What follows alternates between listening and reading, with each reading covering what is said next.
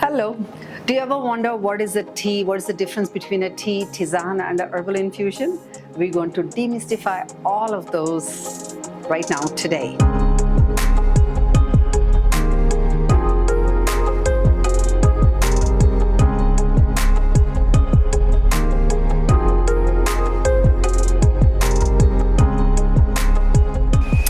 All right, so I want to do my own concoction here of mango-mulberry. How about that?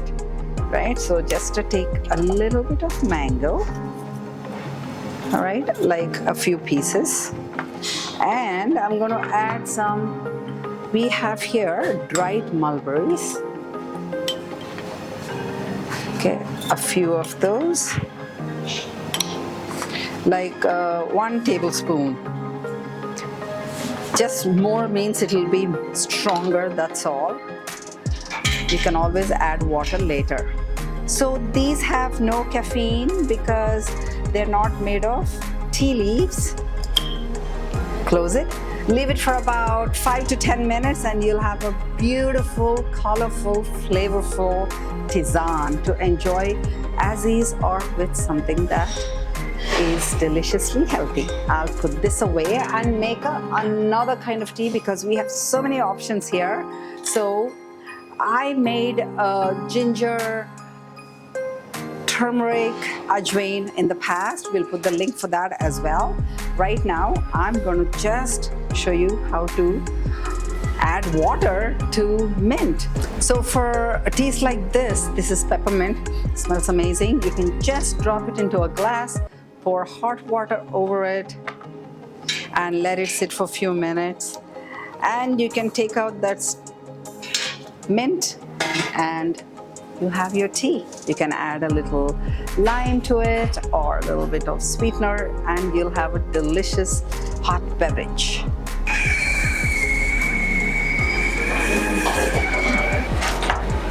So here is how I make my white tea. Take a little bit of hot water,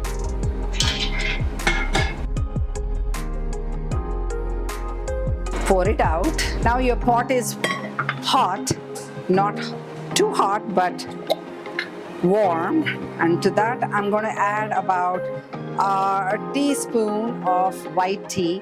I'm making white tea not because it's expensive, but I love the aroma from it and it has less caffeine than green tea or black tea or even oolong. So not boiling water, about between 70 to 80 degrees Celsius. Close it and let it sit for 5 to 7 minutes and I'm going to enjoy that. So I'm going to make one of my favorite teas that I drink almost every day. A little bit of turmeric. I'm using little dry turmeric because I have it. You can use a powder, okay? And a little bit of ginger, some ajwain leaves. You can add to this little black pepper if you want. You can add fennel seeds, it's your choice. I like this combination of turmeric, ginger, and ajwain leaves. If you don't have access to these leaves, don't sweat it. You can use the seeds. These are all excellent to better your metabolism, helps digestion. It kind of wakes you up without caffeine. You don't have to make it really a paste, just crushed is enough. See, it's roughly crushed. You can, okay, and add some water.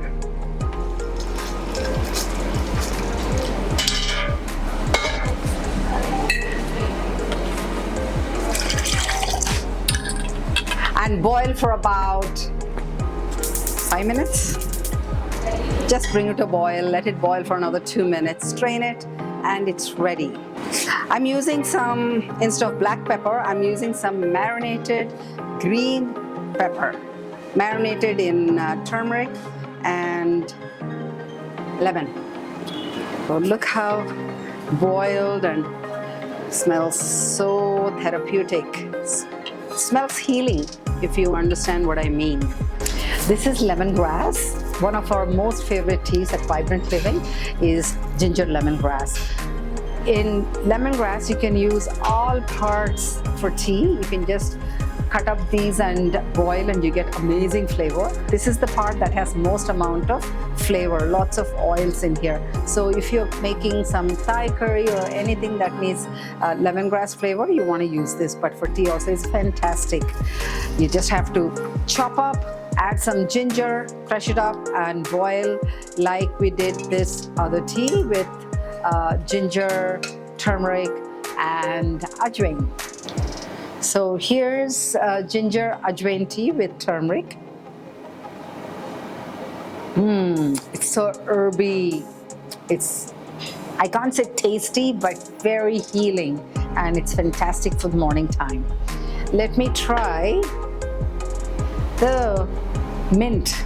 Let me top up a little bit. You can just put little fresh mint on the top, and oh, it smells amazing. Moroccan mint, you can call it Moroccan mint.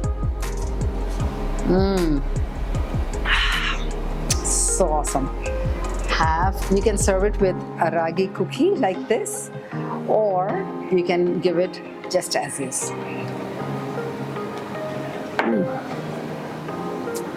The white tea, when it's soaked for 10 minutes, it's like this.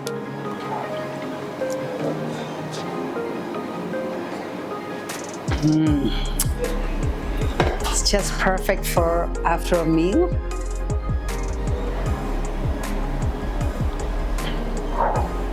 Very, very mild, gentle, but very aromatic. Superb. We make something called Genmai Cha at Vibrant Living. It's on our menu as well. It's with green tea and toasted rice puffs. It's got this very interesting toasty aroma. You should try that. Oh, look at how mulberries, they just got rehydrated to be mulberries. Check out, look at the color.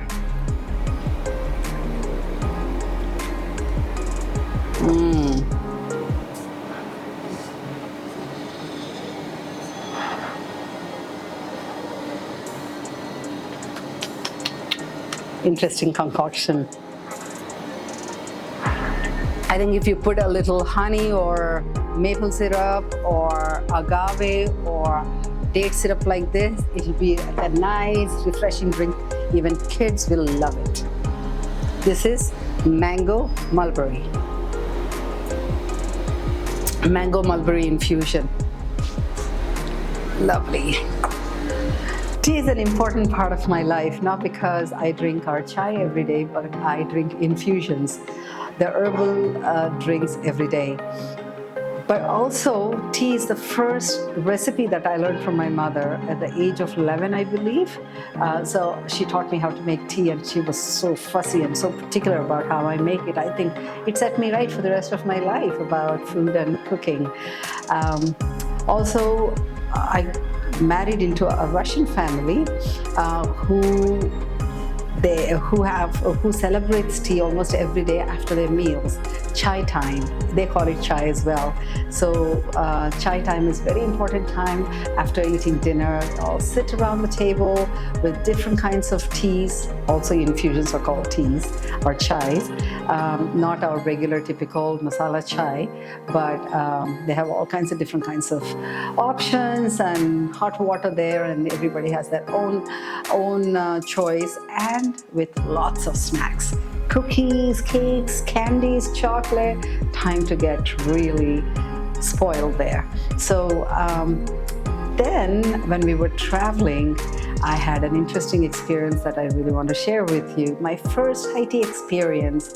I've heard of high tea, read about it, but I've never experienced myself.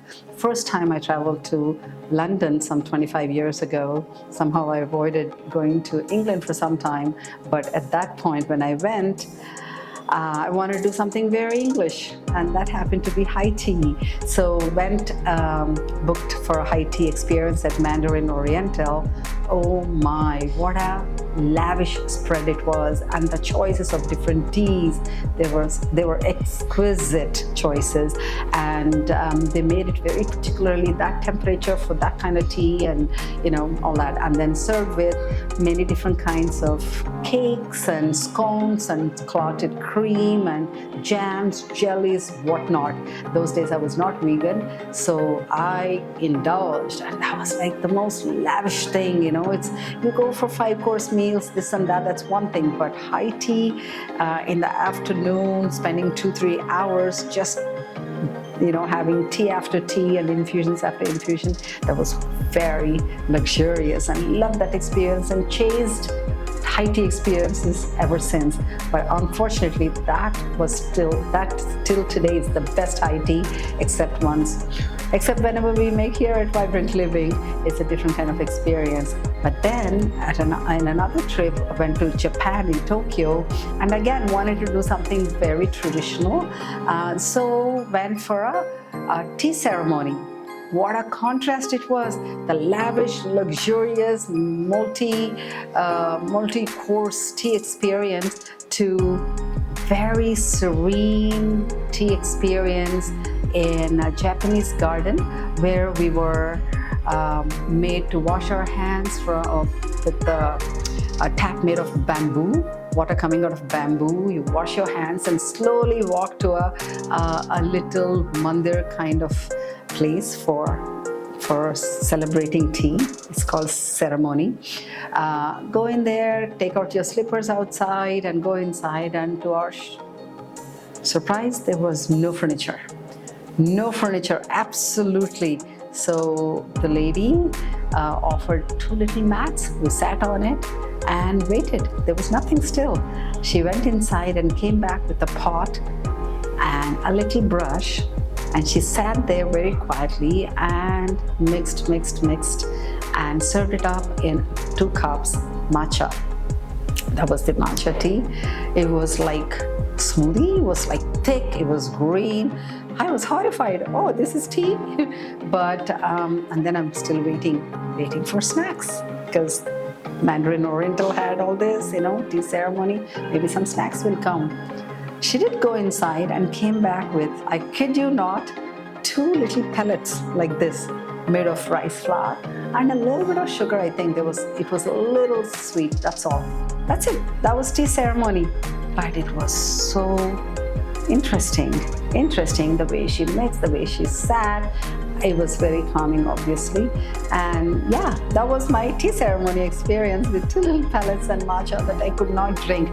But I've had matcha since, and I enjoyed, because I make matcha latte, matcha cappuccino, all that stuff, and it's yum. But that was traditional, so she made it like that, and it was interesting. So that's my tea experiences. There's so many tea experiences like this. Wherever I go, you go to Turkey, you have Turkish tea. You go to Morocco, you have Moroccan mint tea. Wherever we go. And unfortunately, I never liked our chai, the regular chai. The first recipe that I learned, I never had it actually. Maybe I've tasted, but the smell itself is not to my liking, so I don't drink it. But there are so many options. Did you know that tea has a lot of caffeine, and it's called L-theanine? It's a amino acid. It releases caffeine in a different way than coffee, and also the kind of caffeine in white tea is a little less than green tea and black tea. There are so many different ways. We can also make your chai with vegan milk. So vegan chai is possible, and we have it at Vibrant Living as well. So chai is something to be celebrated. There are so many different ways to enjoy it, and they are therapeutic, they are healing. There are so many. There's valerian tea, it's a root. It helps you sleep better. There is fennel, of course, we all know that it's great for digestion. There's so many varieties. And chamomile for calming. Explore teas, enjoy different kind of herbs that grow in your backyard and make them into your infusions. And it also helps in eating less. because you're drinking something. It's something to do, right? That's why we eat sometimes, not because we're hungry, just something to do. So teas like this with 0 calories and with a lot of joy is a good substitute for wanting to eat more. So let's embrace tea, enjoy tea, make more tea, and celebrate with friends and family. I hope you enjoy this episode or enjoy this little video on all about teas and tisanes. See you next time. Namaste.